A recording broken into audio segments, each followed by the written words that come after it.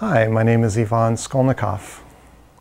I'm a licensed marriage and family therapist, and I'm here to talk to you today about some ways that you can save time and money in psychotherapy.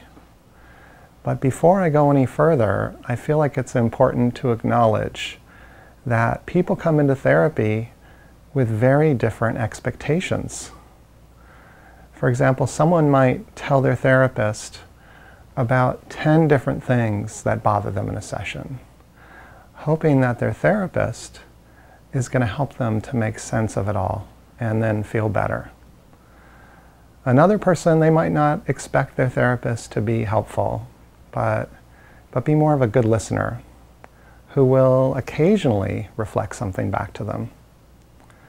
And then a third person or another person might expect more of a cathartic experience where they would yell, hit something, or cry, which they hope will help them get out whatever's bothering them and also feel better.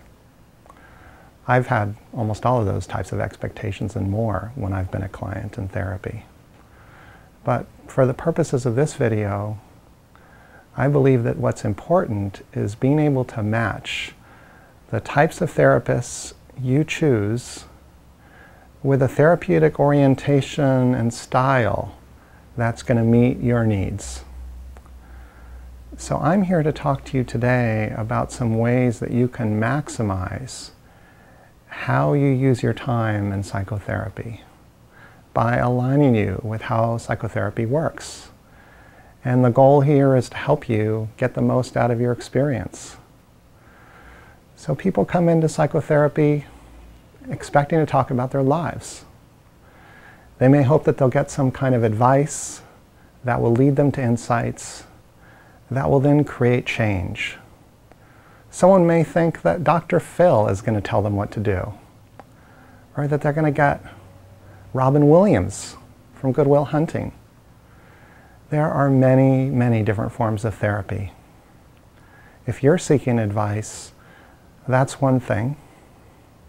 But if you're wanting to use psychotherapy to go to the depths that will create change, there are some ways that you can do that that can save you time and money. So in the kind of therapy that I do, we're going to look at your underlying beliefs, feelings, and experiences from the past, and how those are creating repeating patterns in your life.